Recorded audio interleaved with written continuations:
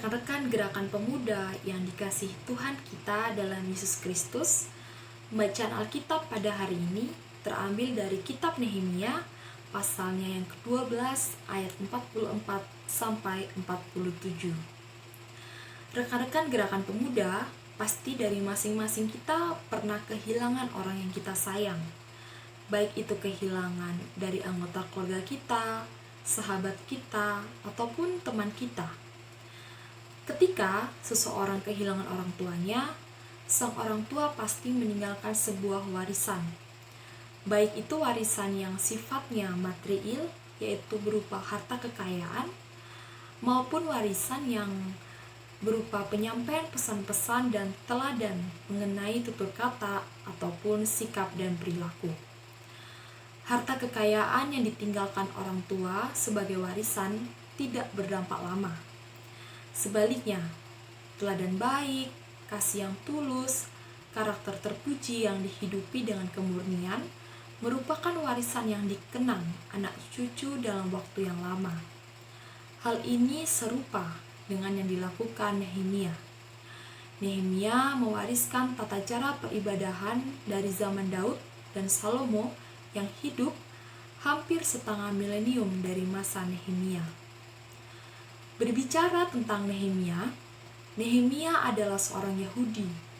Ia memegang jabatan yang penting, yakni sebagai juru minum di Astra Sasta. Tugasnya ialah menyediakan anggur untuk raja setiap hari. Sekaligus Nehemia lah yang terlebih dahulu mencicipi anggur tersebut. Dari pekerjaan ini, Nehemia sangat dipercaya oleh raja. Karena jika minuman itu beracun, maka yang pertama kali terkena dampaknya adalah Nehemia. Sebab Nehemia adalah orang yang pertama yang mencicipi anggur tersebut.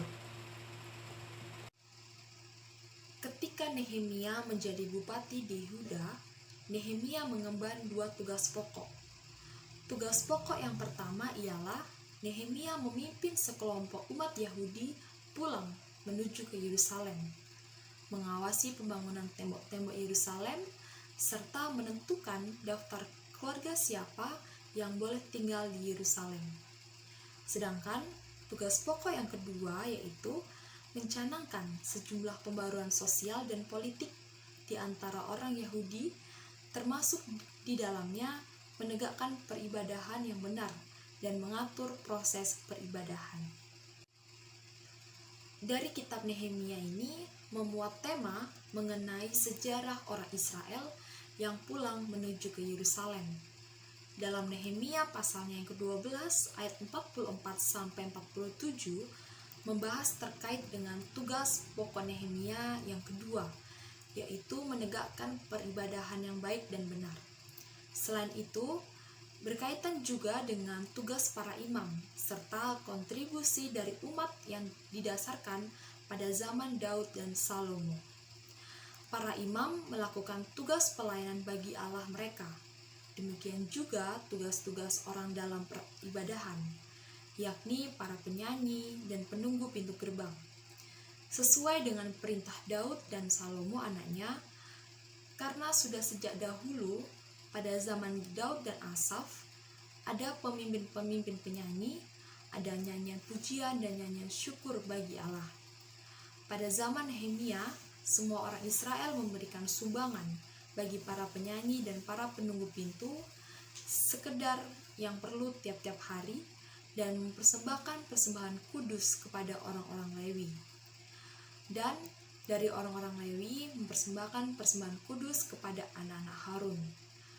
Dari setiap pola-pola peribadahan inilah diketahui bahwa Nehemia menghargai dan tidak menghilangkan warisan mengenai tata cara peribadahan dari Daud dan Salomo. Rekan-rekan pemuda, dari Nehemia ini kita dapat belajar dua hal. Yang pertama yaitu Nehemia masih mengingat dan melaksanakan warisan dari para leluhur, yaitu Daud dan Salomo, khususnya dalam tata cara peribadahan. Meskipun jarak zaman antara Nehemia dengan Daud dan Salomo terlampau sangat jauh, Nehemia tidak meninggalkan tata cara peribadahan, melainkan Nehemia terus-menerus memakainya dalam setiap pelayanannya. Yang kedua yaitu belajar dari Daud dan Salomo. Mereka meninggalkan hal-hal baik, peraturan yang baik selama mereka hidup. Sehingga dari hal-hal baik itulah timbul warisan yang dipakai oleh Nehemia. Seringkali para remaja dan pemuda ini mendapat penilaian negatif dari orang yang lebih tua. Misalnya saja, jika seorang pemuda sedang mengerjakan tugas di rumah temannya, lalu pulang ke rumah sangat larut malam, dan ada tetangga yang melihat. Nah, tetangga tersebut menganggap bahwa anak ini bukan anak yang baik. Padahal, realitanya bukan seperti itu. Nah, dari contoh tersebut, kita sebagai pemuda diajak untuk dapat bijak dan bertindak dalam bertutur kata yang baik dan benar, agar setiap perbuatan yang kita hasilkan itu bermanfaat bagi orang lain dan mendatangkan hal yang positif. Dari setiap hal positif atau perbuatan baik yang kita lakukan, maka dari situlah timbul warisan yang orang lain akan kenang. Dan warisan tersebut akan diaplikasikan oleh setiap keturunan selanjutnya. Maka dari itu, setiap hasil upaya terbaik yang kita lakukan dan berkenan di hadapan Allah, itulah buah yang berguna, itulah warisan yang berharga, yaitu warisan yang kekal.